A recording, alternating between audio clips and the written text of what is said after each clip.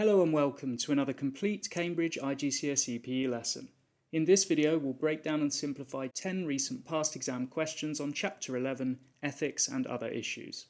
If you enjoy this video, consider subscribing to the channel, give the video a thumbs up and visit my channel page for short summary videos and my resource store by clicking the link in the description for complete revision and teaching materials. Let's begin, and question number 1 is on topic 11.2. As always, you can head down to the description of this video and find links to short summary videos containing literally everything you need to know on Chapter 11. So if you don't understand a question, go and watch the relevant video, then come back and attempt it. Blood doping is a prohibited method of enhancing performance. Describe how blood doping is carried out for 3 marks. Okay, so let's go straight on and have a look at my example answer here. So, blood is removed from the performer and immediately frozen. New red blood cells are then produced by the body to compensate for the blood that was removed, and then 1 to 2 days before competition, the blood is thawed and reintroduced to the body via a syringe. Okay, so let's see where the marks have come from. I would have actually got 4 marks here because you would have got a mark for simply saying that the blood should be immediately frozen as well. So any 3 of the following. So blood is removed from the body by syringe, body makes more blood cells to compensate, blood is refrigerated or frozen and stored, blood is reintroduced to the body before an event by the syringe, blood from another person can be injected, and synthetic substances may be introduced such as EPO. So if you'd mentioned the use of EPO or erythropoietin, you would have got a mark for that one as well. So essentially here, we're just explaining the process of performing blood transfusions or the use of EPO to increase our red blood cell count. Okay, question number 2, still on topic 11.2. Suggest 2 potential side effects of blood doping that are harmful to a performer. So not a huge amount of detail required here, as the command word is suggest, and this one's worth 2 marks. So the blood becomes more viscous or it becomes thicker. So viscosity is another term for the thickness of a liquid, leading to an increased risk of blood clots. So I've actually made 2 separate points there. And if we reveal the marks, I would have got another one had 2 marks been available for that. But as always, it's a good idea to add additional detail if you can. Number 2, there is a greater risk of heart attacks and strokes. Okay, so let's have a look at what else we could have gone for. We could have said it reduces blood flow, and that links to the blood becoming more viscous or thicker. Increased chance of heart attacks and strokes, that was the point that I made there. Reduces liver function. We could have talked about blood contamination or septicemia, diseases like HIV or hepatitis B, particularly if we're sharing needles during that blood transfusion process. And then the blood becomes thicker or more viscous. We mentioned that one, leading to increased risk of blood clots, and increased blood pressure would have got us a mark as well. Okay, moving on, question number 3. This one's on topic 11.4 on injuries. So if you don't understand the question, go and watch the short summary video link in the description, then come back and have a go. So describe 1 possible cause of a muscle injury during physical activity. So only 1 mark available, 1 cause of a muscle injury, and I've gone for overstretching the muscle. For example, when performing the splits in gymnastics. And we don't need the example here, but I've just included it to demonstrate my point and add a bit of additional detail. So if we'd said overstretching or explosive movements like jumping or throwing, fatigue, so if our muscles get tired, there's an increased risk of muscle injury there. Overuse, poor technique, poor use of equipment, or a heavy impact would have all got us 1 mark.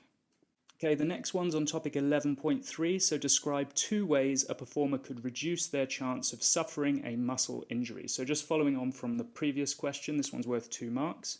So 2 ways we could reduce the chance of a muscle injury while warming up thoroughly before an event is 1 way, and ensure appropriate footwear is worn. For example, studded boots to prevent slipping, as slipping could be a cause of overstretching that could lead to a muscle strain or tear.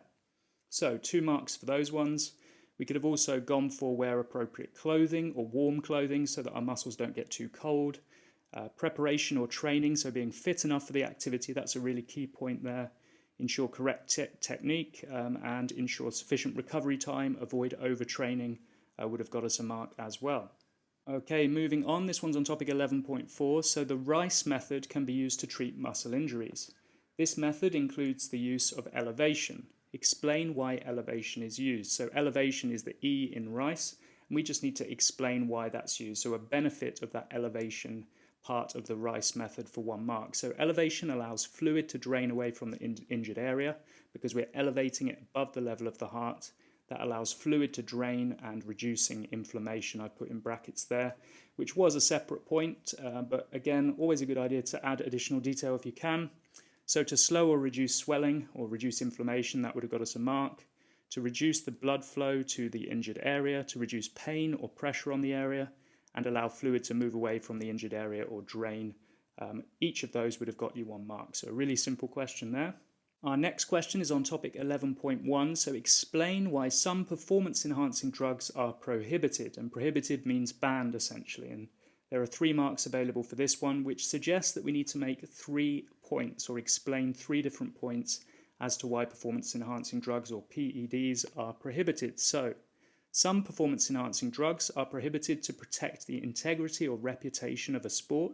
So a sport might gain a bad reputation if lots of drugs were being used to enhance performance.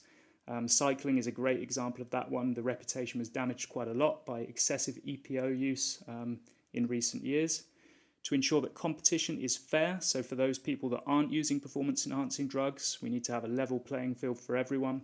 And to protect the physical health of the athletes, because obviously there are a lot of health risks, both physically and mentally, of taking certain banned substances, so protecting the health is another reason why they're prohibited. Let's have a quick look at the mark scheme. We mentioned making competition fair, protecting health, to protect performers who might be pressurized by coaches into taking drugs. So there's another point we could have gone for. The integrity of the sport, we mentioned that one. The scandal of drug taking could lose sponsorship or cause negative media interest in the sport or negative role models. Lance Armstrong in cycling was a great example of that one. And some drugs are illegal and taking them is breaking the law, so there's another reason there as well. Okay, so moving on, we're still on performance-enhancing drugs here, topic 11.1. Suggest, using examples of different physical activities, an effect on performance of each of the following types of prohibited performance-enhancing drugs. Okay, this one's worth 6 marks, but it's quite a simple question because it's all been broken down for us here with these prompts, which you will get on your answer booklet, of course. So for anabolic steroids, I've gone for weightlifting, which is a really easy one to explain for the benefits of or effects of anabolic steroids. So the effect on performance, anabolic steroids increase muscle mass and therefore strength and power, allowing the performer to lift heavier weights. And I put that in brackets because it's not actually necessary. We only needed to provide an effect on performance, so strength and power there, sufficient for 1 mark. Beta blockers then, physical activity, I've gone for archery, and the effect on performance is the beta blockers reduce anxiety and help the archer to stay calm. And then stimulants, finally, physical activity, I've gone for swimming, and stimulants increase alertness. That's one of the performance benefits there, helping the swimmer to react quickly to the starter or react to the buzzer at the beginning of the race. So there are the marks. If we look at the mark scheme, actually, we're not going to get a mark for simply listing or naming a physical activity. This mark only comes if our answer, our effect on performance, is relevant to that physical activity. So here, clearly, improvements in muscle mass, strength and power do benefit a weightlifter, and therefore I would have got a mark for listing weightlifter. But if I'd chosen something that didn't relate to the answer that I provided or the effect on performance, then I wouldn't have got that second mark. Okay, so mark scheme, and we'll have a look at the examples provided here. So for anabolic steroids, they've gone for rugby, an increase in muscle mass as the effect. Beta blockers, they've gone for golf and reducing anxiety, as I did for archery. And then finally, we've gone for increasing alertness in sprint events like the 100-meter sprint. And we could have also talked about reducing the effects of pain, because stimulants also have pain-suppressing effects, which allow people to work harder and continue through the pain. Okay, let's move on. So the diagram shows a group rock climbing. Rock climbing contains an element of risk. Explain the difference between real risk and perceived risk. So this one doesn't actually have to relate to rock climbing at all. We're just explaining the difference between real risk and perceived risk for 1 mark.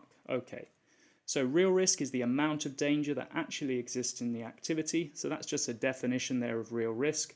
Whereas perceived risk is an individual's personal judgment about the level of risk involved. So again, just the definitions of the two.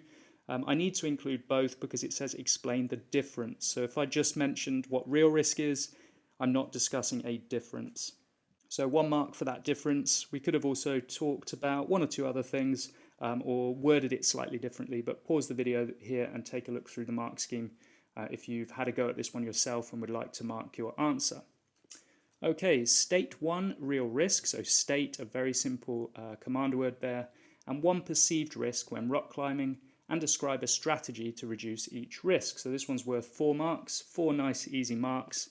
A real risk in rock climbing would be banging your head against the rock face, and my strategy to avoid that risk is to ensure that helmets are worn by all participants.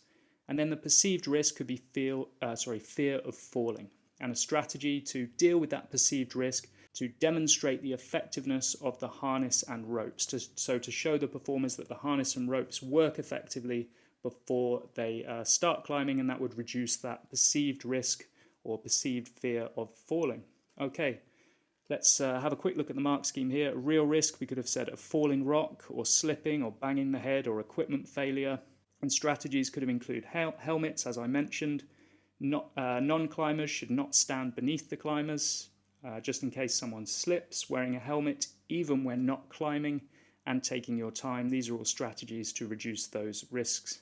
And then perceived risk, fear of falling off the wall, and strategies could have gone for demonstrating the harness, as I mentioned, reminding the participants that they're roped, to reassure them, etc. So lots of points we could have gone for there. A nice simple question for 4 marks. Okay, next question is state 2 typical minor injuries that could occur during different named physical activities and describe a different treatment for each injury. So we need to name 2 minor injuries that might occur in 2 named physical activities and then describe the treatments for those. So 4 marks available. First one I've gone for is boxing, and I've gone for winding. Quite a common one in boxing because being hit in the abdomen due to a body blow is quite likely and common. So the treatment there for winding is to sit in a crouched position and take slow, deep breaths. The next physical activity I've gone for is cycling, and the injury is grazes or cuts or grazes. We could have gone for either there from falling off the bicycle onto the road. And then the treatment would be to apply pressure to slow the bleeding, to clean and cover with a sterile dressing or a plaster. So really simple treatments there. I've put these ticks in orange because there's some additional detail again that I mentioned that would have got a mark had additional marks been available. So here's the mark scheme, and we could have gone for any of these minor injuries: winding, cuts or grazes, blisters, bruises, strains or sprains. And treatments, you can have a look through this one yourself, pause the mark scheme to check that the treatments that you went for in your answers, if you had a go at the question, are appropriate. But that was the last question for today's session on Chapter 11, Ethics and Other Issues. Like and subscribe if you enjoyed this video, and leave a comment down below if you have any suggestions for how these videos could be improved. As always, I hope you found this lesson useful, and I'll see you next time for the second part of the exam series, beginning again with Chapter 1, the Skeletal and Muscular System.